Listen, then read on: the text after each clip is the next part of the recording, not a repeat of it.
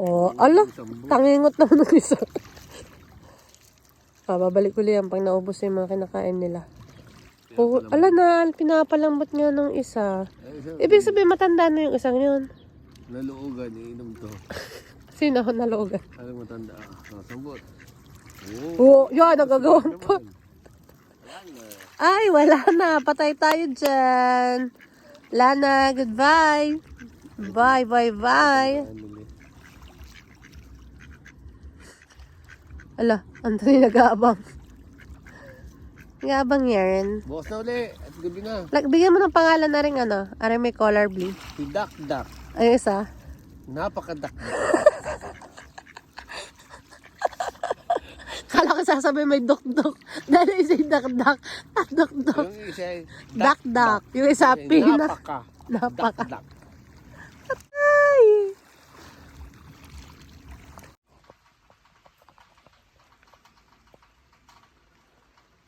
Martes, May 7, and umuulan. Hindi mo na maintindihan ang panahon. Pagkatapos ng ulan na yan, biglang iinit. Yung isang araw, makulimlim lang. Ngayon, umuulan naman. Hi guys! Happy Friday! And almost 1. Lalakad tayo. And papunta tayo sa school ni Emily para sunduin. Kasi itong mga nakaraang araw ay hindi ako feeling well. So si Anthony naghahatid. Pero talagang lagi ako naghahatid. So ngayon linggo lang to. Tapos si Anthony automatic ang sumusundo pag tanghali. Kasi lagi akong nasa work ng mga ganitong oras. So, ngayong week na to, hindi nga ako nakapaghatid sa kanya. So, ang kanyang papa ang hatid sundo. Pero Friday, bago mataas yung week, nagawa ko naman siyang ihatid. And ngayon, susundin ko siya. Kunin ko siya ngayon, tapos sasamahan ko siya sa kanyang swimming lesson. Ako maghahatid kasi laging si ate maghahatid, tapos susunod na lang kami. Ganun lagi nagiging diskarte. So ngayon, nagkaroon tayo ng time, susundin natin si Emily. So, para naman sumaya si Emily ng konti na si Mama ay may time kasi nagkaroon ako ng schedule, palitan ng schedule ay naging free ako today, ngayong hapon. Pero kanina umaga nag-work ako. Pagkatapos ko nang ihatid, nag-breakfast lang ako sa bahay na nag-work. Tapos, yun, inintay ko mag-alauna and ngayon sinusundo ko na nga siya. And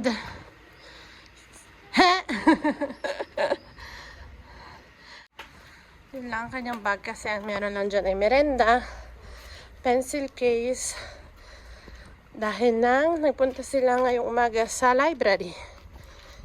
Kasali yun sa parang field trip nila. So yun ang bag niya. O, diba? Ganyan siya magbihis ngayon. Parang siyang dalaga. Ginagaya niya si ate.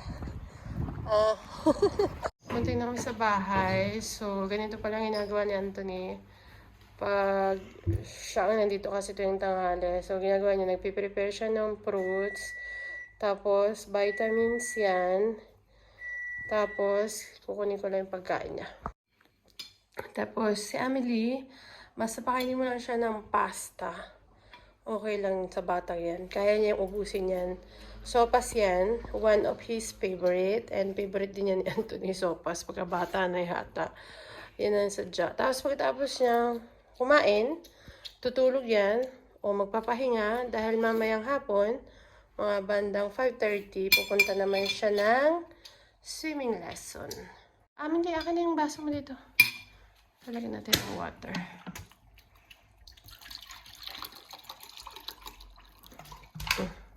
Get it. Kaya tanong ko kay Emily kung bakit mabigat yung bag niya. Mabigat kasi, kita niyo ba? Mabigat. Ang mabigat daw ay yung bathroom. Kasi dalawang bathroom. Bathroom pagkatapos siya maligo at bathroom pagkatapos siya mag-swimming. So, nandito na kami. Walking distance lang doon sa bahay. And last year na niya dito kasi sa susunod na September, sa iba na siya papasok. At mas madami ng oras, araw. Right? Because the doctor said, we can do 2 times swimming.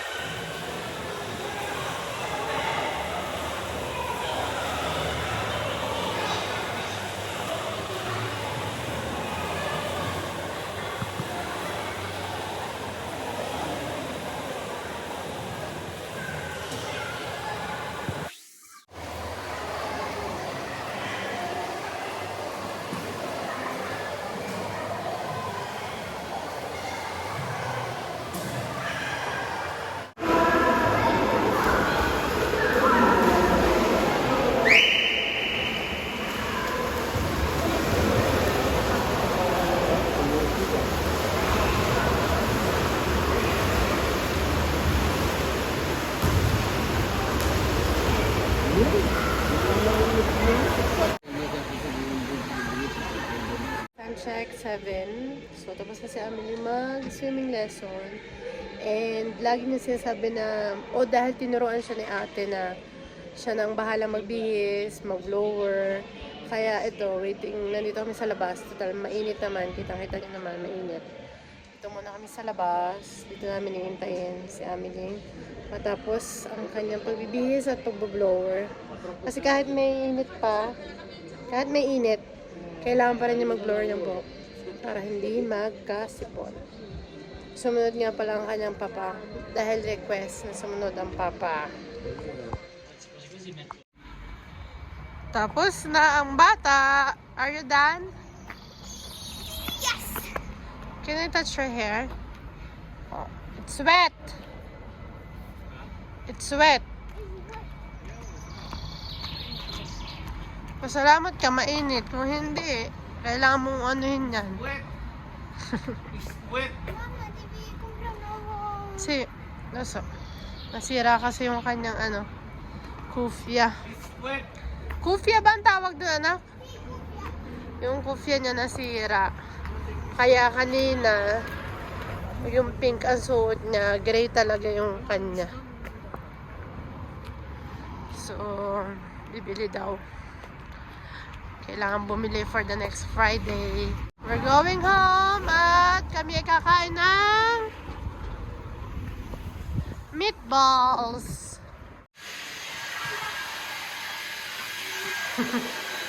Hindi na binalover sa yung buko na yan. Ayan. Kanina, bago kami malis ni Amelie, nagluto na ako nito. Meatballs. And bread. Yun lang ang aming dinner for today. Hi guys, time check. It's 21:15. And yes, tapusin natin ang araw na to na ako ay namamalansya habang nanonood ng Law and Order, Law of Order, something like that. At yung isa, may bantay ako doon. Nagsa cellphone, Friday naman yan. So, pwede yan.